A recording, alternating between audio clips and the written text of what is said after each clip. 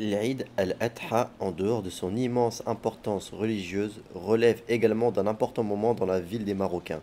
Je vais vous partager 6 points que vous ne verrez pas en France pendant cette période et que vous verrez bien entendu au Maroc.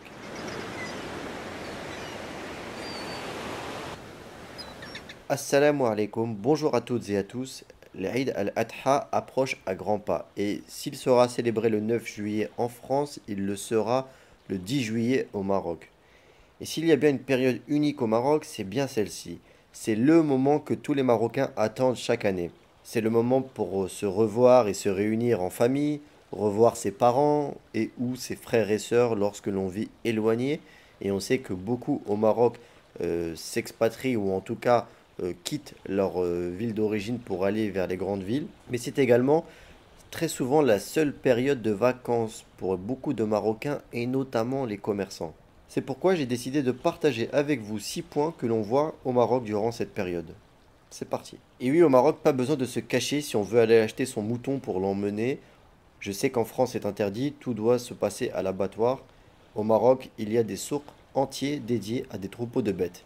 Et parfois même dans les zones commerciales type Carrefour ou Marjane, vous rentrez, vous avez accès à des dizaines et des dizaines de stands avec des éleveurs qui présentent leur bétail. Ensuite, bah, c'est comme dans un souk, hein, vous vous baladez dans les stands, vous pouvez savoir d'où ils viennent, les prix, les âges, les poids, et un peu faire la traçabilité des bêtes et faire votre choix.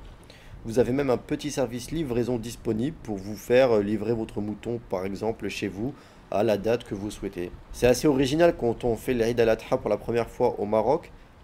Et même si aujourd'hui, avec l'expérience, je vous conseille de prendre votre bête plutôt dans les zones rurales chez les éleveurs locaux, où vous aurez une meilleure qualité avec de meilleurs prix. Des publicités originales pour nous quand on vient de France. Mais en fait, c'est comme en France, pendant les périodes de Noël, vous allez avoir des publicités de sapins, des décorations, etc., etc. Et bien au Maroc, c'est la même chose. Quand la période de l'Aïd approche, vous allez avoir des panneaux publicitaires mettant en avant, par exemple, les meilleures lames du moment, des barbecues tip-top pour faire des méchouis de moutons, des jouets pour les enfants sur cette même thématique, des sprays pour enlever l'odeur extrêmement forte des moutons durant l'Aïd. Bref, il y a un vrai investissement marketing qui est fait à ce moment-là. Et voilà, quand on vient de France, c'est un peu original de voir ça. Et on prend ça plutôt avec le sourire, c'est agréable. Et avec les années, il y a de plus en plus de décorations qui sont également mises en vente et mises en avant pendant cette période, sûrement influencées par les décorations occidentales. Elles sont de plus en plus visibles en magasin. Vous savez, c'est les décorations d'entrée qu'on met dans la maison, des ballons sur le thème de l'Aïd pour les enfants, pour vraiment marquer que c'est une fête. Je vous l'ai dit en introduction, mais la période de l'Aïd el-Adha est pour beaucoup la seule période de vacances dans l'année, et particulièrement pour les commerçants. Vous ne voyez jamais en temps normal des hanouts fermés, c'est extrêmement rare. Ils sont ouverts 7 jours sur 7, parfois même jusqu'à des heures tardives. Eh bien, sachez que pendant l'Aïd al-Adha, tous les magasins sont fermés et pendant plusieurs jours. Et il est même conseillé de faire ses provisions avant l'Aïd, parce qu'il est difficile de trouver un hanout ouvert par la suite. Et même si les grands magasins type Carrefour ou Marjane et d'autres ont résolu un peu ce problème depuis qu'ils ont ouvert, puisqu'en fait ils ouvrent généralement le lendemain ou 2 jours plus tard, ils ne ferment que le jour de l'Aïd, et bien c'est quand même un phénomène important au Maroc. Autre phénomène de cette seule période de vacances, certaines grandes villes se voient quasiment désertées, puisque les gens partent rejoindre leur famille, pour beaucoup rester au bled ou à la campagne. Il n'est pas rare de voir les grandes villes se vider durant ces moments-là.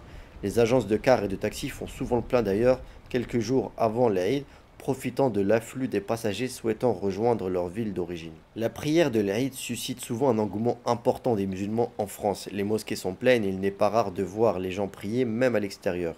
Mais je vous assure qu'au Maroc, c'est un tout autre niveau. Et vous me direz, c'est normal puisque c'est un pays musulman et que de ce fait, il y a bien plus de monde qui viennent assister à la prière. Mais là, vraiment, c'est impressionnant. On a en général des grands et des larges terrains vagues qui sont réservés pour la prière de l'Aïd.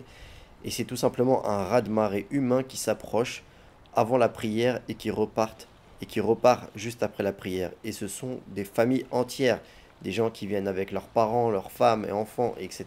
Et c'est impressionnant de voir ça. Et comme en plus les gens sont généralement vêtus de blanc pour les hommes, c'est visuellement impressionnant. D'ailleurs, petite astuce, si vous venez faire la prière de l'Aïd pour la première fois au Maroc, ne venez jamais en voiture. Si vous le pouvez, Et si jamais vous n'avez pas le choix, garez-vous extrêmement loin, même quitte à faire pas mal de marches.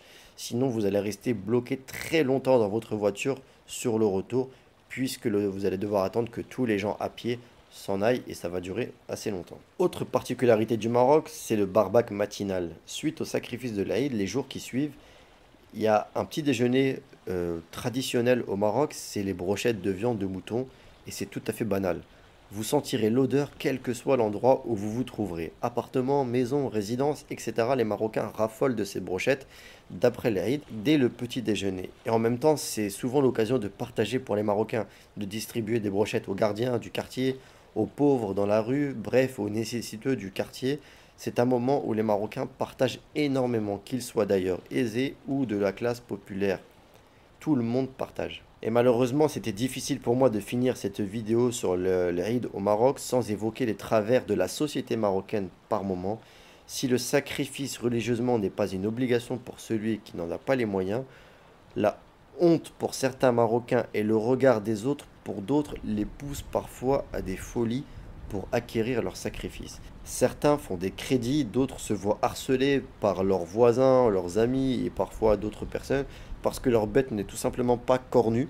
Apparemment, c'est un synonyme de qualité au Maroc. Il y a même des meurtres dans les faits divers dans certains couples à cause de disputes liées à la somme d'argent utilisée pour l'achat du mouton.